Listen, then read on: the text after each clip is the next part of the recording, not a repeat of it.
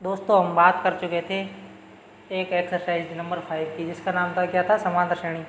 और आज हम बात करेंगे एक्सरसाइज नंबर 3 की, जिसका नाम है बहुपद। दोस्तों अब हम बहुपद में बात करेंगे द्विघात समीकरण की। तो देखो द्विघात समीकरण क्या होता है।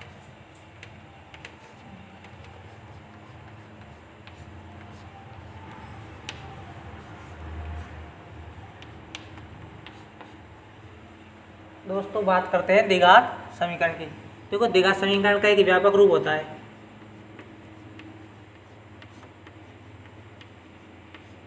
वो क्या होता है, ax² + bx + c बराबर 0, जहाँ a can not equal to 0। मतलब इस टर्म में कोई भी समीकरण होगी द्विघात समीकरण कहलाएगी, बशर्ते a का मान 0 ना हो, और बच्चे कुछ कोई भी सा भी पद 0 हो सकता है। मैंने इस द्विघात समीकरण के दो मूल मान लिए, मतलब पावर 2 है तो इसके मूल भी 2 होंगे, मतलब शून्यक भी 2 होंगे, यानी x के हल भी 2 होंगे। अगर 2 पावर है तो किसी भी समीकरण जितनी पावर होती है उसके हल भी उतने ही होते हैं। तो यहाँ पर 2 पावर है तो इसके हल भी 2 होंगे, मतलब मूल 2 होंगे। मूल बोल लो, शून्य बोल दो या हल बोल दो, हल बोल दो। देखो मैंने मान लिए, माना शून्य अल्फा कॉमा बीटा है, अल्फा कॉमा बीटा है। तब मुझे अगर मुझे शून्यकों का योग ज्ञात करना है, तब शून्यकों का योग, तब अगर शून्यकों का योग ज्ञात करना है तब शून्यकों का योग, तो इसको लिखेंगे -b/a, -b/a। देखो b इस समीकरण में क्या है, x का गुणांक, तो इसको ऐसे भी लिख सकते हैं -x का गुणांक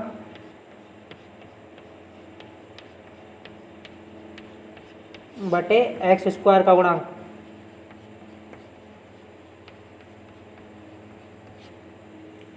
अगर मुझे शून्यकों का गुणा ज्ञात करना है,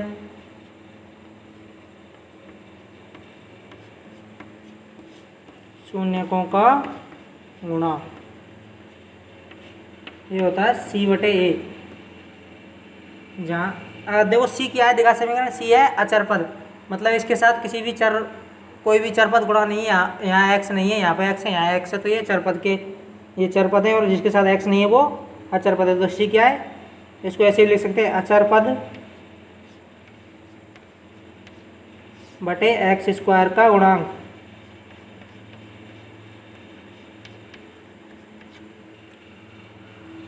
दोस्तों ये पूरी कहानी आपको समझ में आ गई होगी। अब चलते हैं हम सवालों की तरफ। दोस्तों अब बात करते हैं एक्सरसाइज नंबर 3.1 की।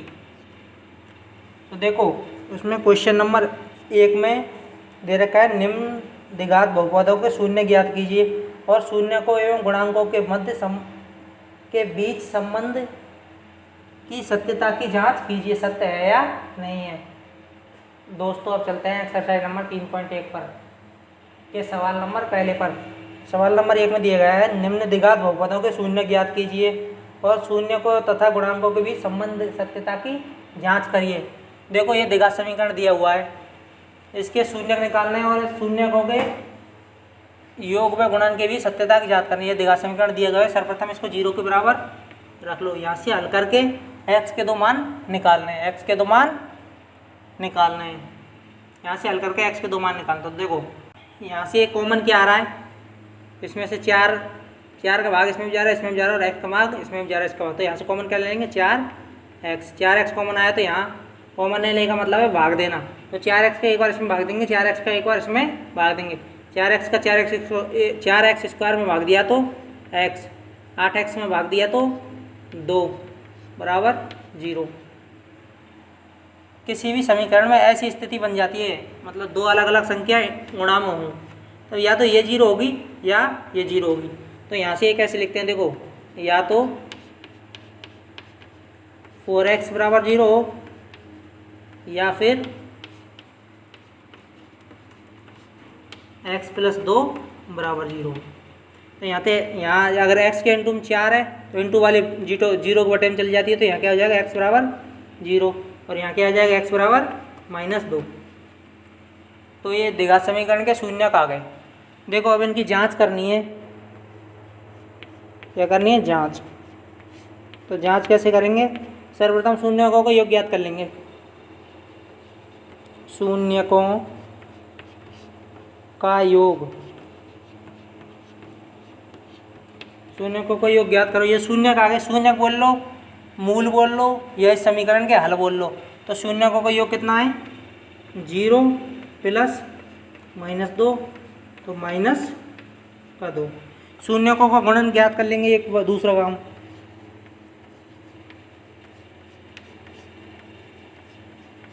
शून्यकों का गुणन। देखो इन दोनों का आपस में गुणन 0 गुणा -2, तो क्या आया? 0। तो देखो यहाँ से हमने ये जो दो शून्य ज्ञात करें, इनका एक बार योग निकाल लिया, एक बार गुणा निकाल लिया। थोड़ी देर पहले मैंने आपको बताया था कि कोई द्विघात समीकरण है, उसके शून्यकों को योग क्या होता है? शून्यकों का योग माइनस x का गुणांक बटे x² का गुणांक।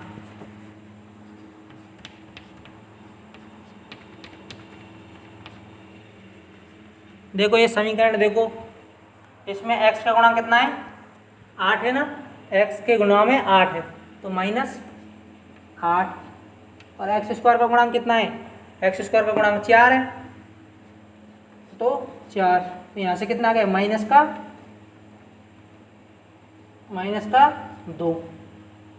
तो शून्यकों का योग कितना आ गया उस सूत्र से? -2। और यहाँ पे भी शून्यकों का योग कितना आया? -2। तो शून्यकों को गुणन और ज्ञात कर लेते हैं। मैंने आपको बताया था गुणन कैसे निकालते हैं डायरेक्ट ही। शून्यकों का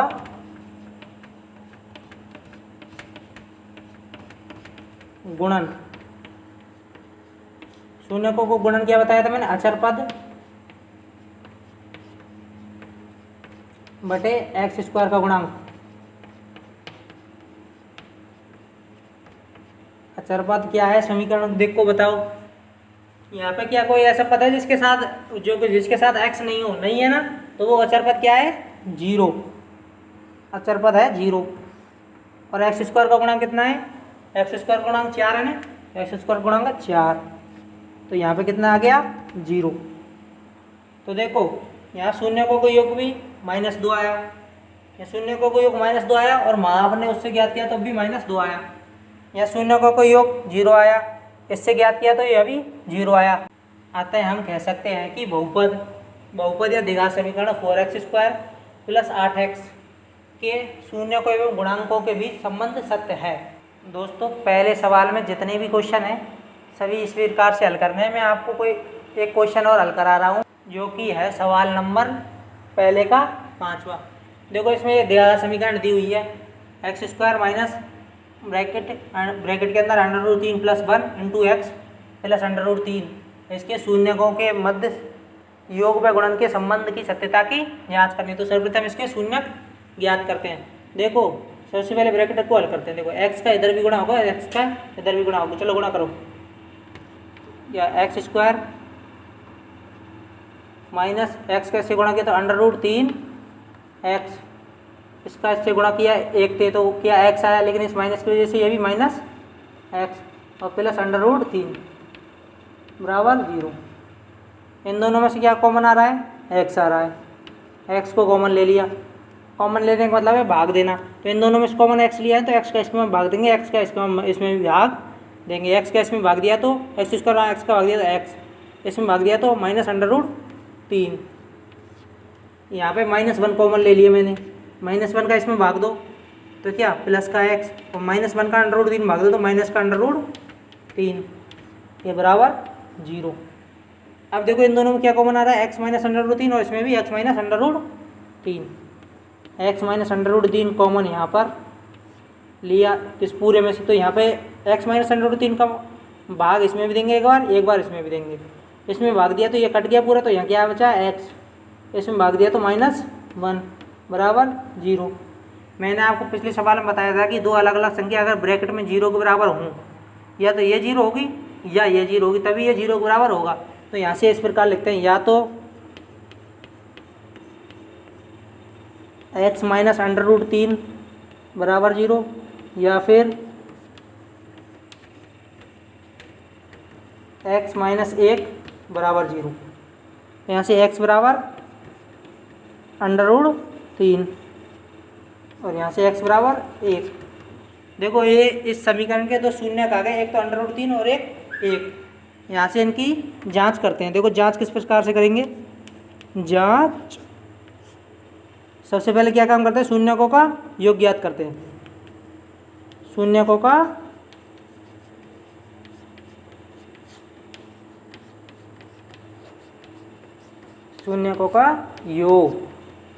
योग निकालो। 1 में √3 जोड़ो तो क्या आएगा, 1 प्लस √3।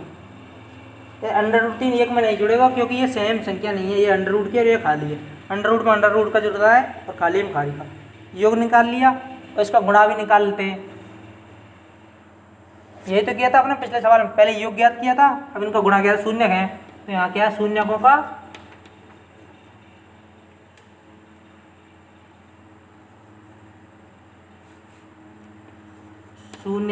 गुणा।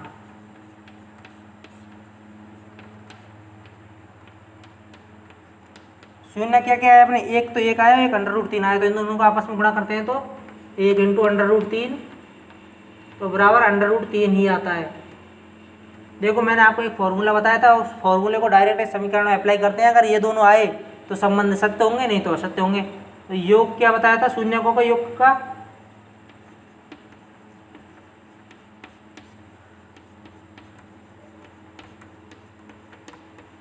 शून्यकों का योग बताया था मैंने, माइनस x का गुणांक बटे x² का गुणांक। तो यहाँ देखो क्या बताया था, x माइनस लगाना है, x का गुणांक बटे x² का गुणांक।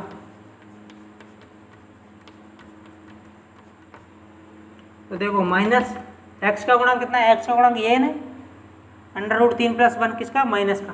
तो इसका है माइनस का √3 + 1। और x² का गुणांक क्या है, x² जिसके साथ कोई भी संख्या नहीं होती वहाँ 1 होता है। तो x² का गुणांक कितना है, 1, उसके बटे में 1 है। इस माइनस से ये माइनस प्लस का हो गया। तो यहाँ शून्यकों का योग क्या आया, √3 + 1। देखो ये योग क्या है, √3 + 1। पर यहाँ पे हमने जो शून्य ज्ञात किए थे उनका योग भी √3 + 1 ही है। अब शून्यकों का गुणन भी लिखाया था मैंने आपको, शून्यकों का गुणन। शून्यकों का गुणन क्या लगाया था, अचर पद बटे x² का गुणांक। तो देखो समीकरण को देख के बताओ अचर पद क्या है। अचर पद वह संख्या होती है जिसके साथ x गुणांक नहीं होता। तो क्या है, √3। तो यहाँ आ गया √3। x² का गुणांक कितना है, देखो x की गुणांक कितना है, 1 है ना, मतलब जहाँ कोई संख्या नहीं होती वहाँ 1 होता है। तो यहाँ 1, तो क्या आ गया, √3। तो दोस्तों हम इस प्रकार देखो यहाँ पर योग कितना है, √3 + 1 है, यहाँ पे भी योग आया √3 + 1। और गुणन कितना है, √3 है, यहाँ पे भी गुणन कितना है, √3। मतलब संबंध तो है। तो इस प्रकार हम कह सकते हैं कि अतः बहुपद x² माइनस ब्रैकेट के अंदर √3 + 1 × x प्लस √3 के शून्यकों के मध्य गुणांकों एवं योग के संबंध सत्य हैं। दोस्तों पहले सवाल में जितने भी क्वेश्चन बचे हैं सभी इसी प्रकार से करने हैं। अगर जैसे हमने किसी भी समीकरण के शून्य ज्ञात कर लेंगे, ये अगर ये शून्यकों का योग निकाल लेंगे जांच में, एक बार शून्यकों का योग निकाल लिया, एक बार शून्यकों का गुणा निकाल लिया। और ये सूत्र ध्यान रखना है कि शून्यकों का योग डायरेक्ट समीकरण द्विघात समीकरण से कैसे निकलता है, x का गुणांक माइनस में माइनस का चिन्ह लगा के x का गुणांक बटा x² का गुणांक रख के देखें। ये वाला योग ही आना चाहिए और गुणा भी अचर पद बटे x² गुणांक है, ये वाला गुणा आना चाहिए, तब तो संबंध सत्य होगा, नहीं तो सत्य नहीं होगा। द्विघात समीकरण क्या बताई थी मैंने आपको, ax² + bx + c = 0। दोस्तों अगर मैं ए का इस पूरे समीकरण में भाग दे दूँ, ए का इसमें भाग दे दूँ, ए का इसमें भाग दे दूँ, ए का इसमें दे दूँ, ए का इसमें भी दे दूँ, तो क्या यहाँ क्या बचा एक्स स्क्वायर प्लस यहाँ पे क्या बचा बी बटे ए एक्स प्लस यहाँ पे क्या बता सी बटे ए और यहाँ पे जीरो, जीरो में ए का भाग देंगे तो जीरो। देखो ये क्या यहाँ कुछ दिखाई दे रहा है क्या, ये वाली चीज़। देखो इसको मैं ऐसे लिख सकता हूँ क्या, बी क्या है अगर द्विघात समीकरण की बात करें तो एक्स का गुणांक,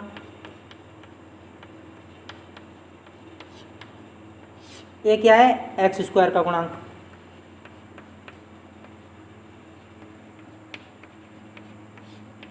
है या नहीं है, ये द्विघात समीकरण तो बी तो है एक्स स्क्वायर एक्स का गुणांक और ये क्या है एक्स स्क्वायर का गुणांक। अगर मैं बात करूँ इसकी, देखो ये ऐसे नहीं है क्या अचर पद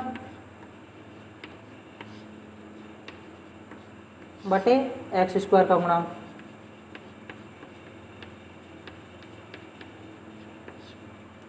है ना ऐसा ही। तो देखो ये कुछ मैंने आपको बताया ऐसा लग रहा है ना एक्स का गुणांक बटा एक्स स्क्वायर का गुणांक, लेकिन अगर यहाँ पे माइनस और होता, अगर यहाँ पे माइनस और होता तो ये क्या हो जाता शून्यकों के योग का फॉर्मूला हो जाता, और ये है ये शून्यकों के गुणांक का फॉर्मूला। तो दोस्तों इधर देखो अगर मुझे द्विघात समीकरण बनानी है, क्या बनानी है द्विघात समीकरण, और मेरे पास शून्यकों का योग हो और शून्यकों का गुणा हो, शून्यकों का योग हो और शून्यकों का गुणा हो, तो देखो द्विघात समीकरण डायरेक्ट कैसे बनानी है। पहले सर्वप्रथम क्या लिखेंगे, इसको देख के बोलो, यहाँ पे एक्स स्क्वायर लिख दिया, पहले एक्स स्क्वायर लिख दिया। यहाँ देखो ये प्लस का है लेकिन अपने पता था शून्यकों का योग में क्या आता है माइनस का, तो यहाँ पे माइनस का लगाना है और यहाँ ब्रैकेट में लिखना है शून्यकों का योग,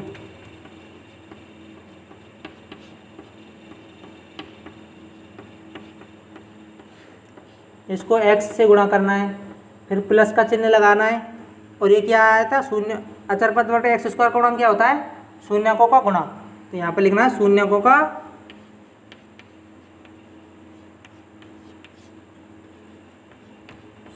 का गुणा बराबर 0। ये द्विघात समीकरण का निर्माण हो गया, मतलब एक्स स्क्वायर माइनस शून्यकों का योग इंटू एक्स प्लस शून्यकों का गुणा बराबर 0। अब चलते हैं हम सवाल नंबर 2 की तरफ।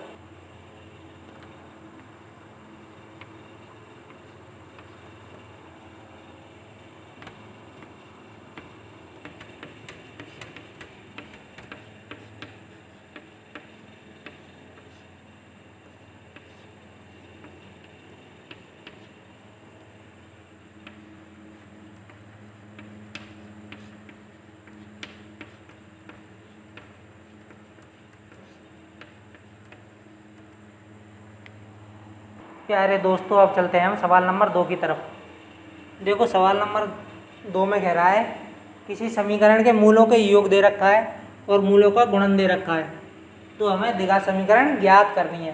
तो देखो मैं थोड़ी देर पहले आपको बताया था द्विघात समीकरण का अगर हमें निर्माण करना हो और हमारे पास मूलों या शून्यकों का योग पता हो और उनका गुणन पता हो, तो कैसे ज्ञात करते हैं एक्स स्क्वायर मतलब एक्स स्क्वायर माइनस मूलों का योग, उसको x से गुणा कर देते हैं, फिर प्लस लगा के मूलों का गुणा लिख देते हैं। मूल बोल लो, शून्य बोल लो या समीकरण के हल बोल लो, एक ही बात है। तो द्विघात समीकरण निर्माण करना होता है एक्स स्क्वायर माइनस मूलों का योग इंटू एक्स प्लस मूलों का गुणन बराबर 0। देखो सवाल में दिया है शून्यकों का योग √2 और शून्यकों को गुणा 1/3। तो यहाँ पे द्विघात समीकरण कैसे ज्ञात करेंगे, द्विघात समीकरण देखो ये फॉर्मूला पता ही अपन एक्स स्क्वायर, इस फॉर्मूले को एक बार आपको यहाँ पर लिखना है और फिर ऐसे लिखना है एक्स स्क्वायर माइनस मूलों का योग कितना है √2 इंटू के क्या करना है एक्स प्लस मूलों का गुणन कितना है 1/3 बराबर 0। ये द्विघात समीकरण बन गई, मतलब द्विघात समीकरण दिखने लगी।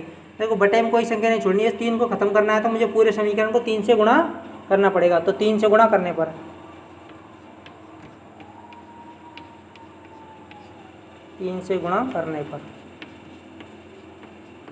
देखो 3 का इससे गुणा करो तो क्या 3x स्क्वायर, 3 का इससे करो तो -3 √2x, 3 कैसे किया तो +1 बराबर 0। तो आता है हमारे द्विघात समीकरण की आ गई ये वाली। दोस्तों दूसरे क्वेश्चन के सभी क्वेश्चन इसी प्रकार से हल होंगे। दोस्तों क्वेश्चन नंबर दूसरे का चौथा मैं आपको बता रहा हूँ और बच्चों को चाहिए आपको खुद से ट्राई करने हैं। देखो दूसरे के चौथे में क्या दिया हुआ है,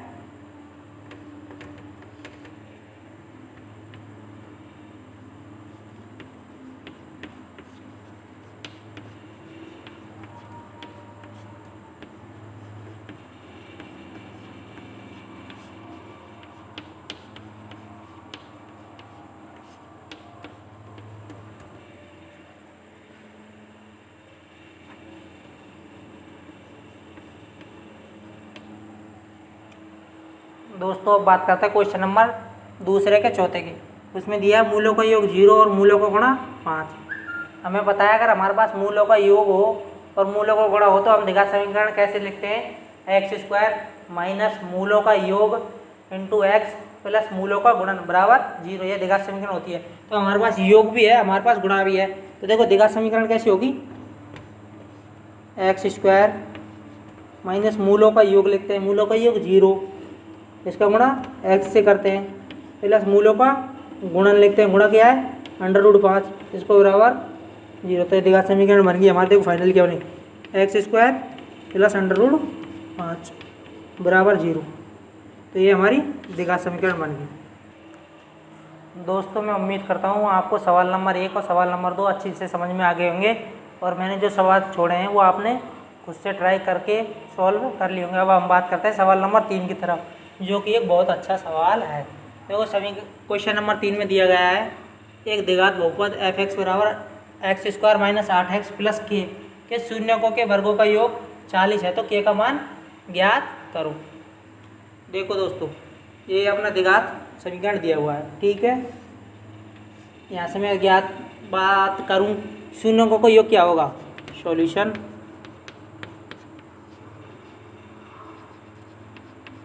शून्यकों का योग, शून्यकों का योग मैंने बताया था माइनस x का गुणांक बटे x² का गुणांक। देखो x का गुणांक क्या है, यहाँ पे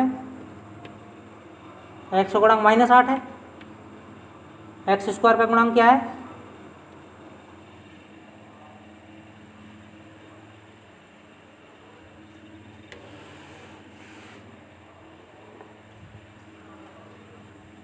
देखो ये द्विघात समीकरण है। मैंने मान लिया माना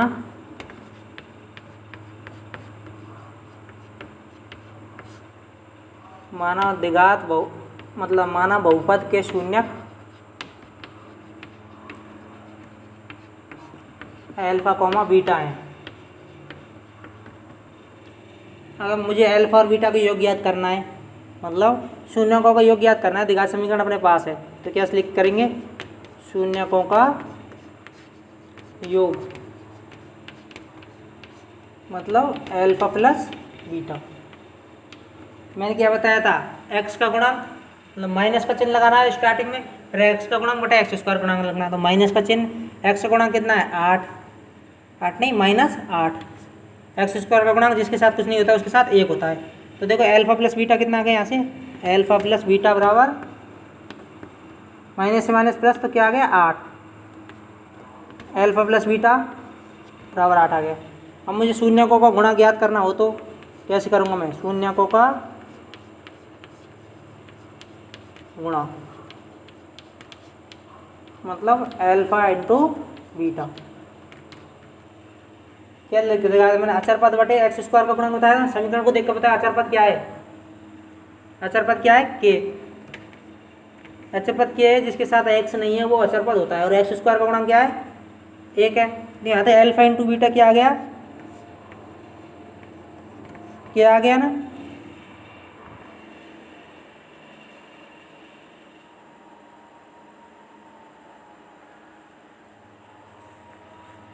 अल्फा इंटू बीटा क्या आ गया, क्या आ गया। दोस्तों अब सवाल में देखो एक बार, सवाल में दिया है शून्यकों के वर्गों का योग क्या है 40 है। अगर मैं शून्यकों को शून्य क्या माने अपने अल्फा और बीटा माने ना, अब शून्य को कोई वर्ग करूँ मैं, अल्फा का स्क्वायर प्लस बीटा का स्क्वायर, तो ये किसके बराबर दे रखा है, 40 के बराबर।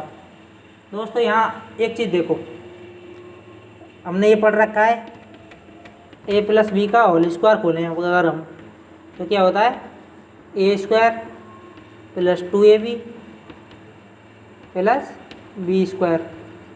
यहाँ से मैं 2ab को आगे भेज रहा हूँ, यहाँ से 2ab को आगे भेज रहा हूँ, तो देखो क्या कहानी बनेगी, ए प्लस बी का होल स्क्वायर माइनस का हो जाएगा ये 2ab बराबर क्या आ गया, ए स्क्वायर प्लस बी स्क्वायर। देखो ए स्क्वायर प्लस बी स्क्वायर को हम कैसे लिख सकते हैं, ए प्लस बी का होल स्क्वायर माइनस 2ab, तो यहाँ पे भी alpha square plus beta square, इसको ये मान लो इसको भी मान लो, तो इस तरीके से खोल दूँ मैं इसको, तो देखो क्या होगा, एक तो हो जाएगा अल्फा प्लस बीटा का whole square minus 2 into alpha beta बराबर 40 है, तो बराबर 40 रख देंगे। अल्फा प्लस बीटा अपने पास क्या है, अल्फा प्लस बीटा अपने पास क्या है 8, तो क्या हो जाएगा 8 का square minus 2 alpha into beta अपने पास क्या है के, तो यहाँ क्या आ गया के बराबर 40, ये 8 का स्क्वायर कितना होता है 64 माइनस 2 इंटू के बराबर 40, तो यहाँ से यहाँ इसको मतलब 40 को इधर लिया 2 के को उधर भेज दूँ, तो क्या बचा 64, 40 प्लस का इधर को आके माइनस हो जाएगा माइनस 40, और ये 2 के उधर को जाकर प्लस हो जाएगा 2 के, तो यहाँ क्या बचा 24, मतलब 2 के बराबर कितना आया 24, तो यहाँ से के बराबर कितना आ जाएगा, के का मान आ गया 12, और हमें सवाल में के का मान ही ज्ञात करना है।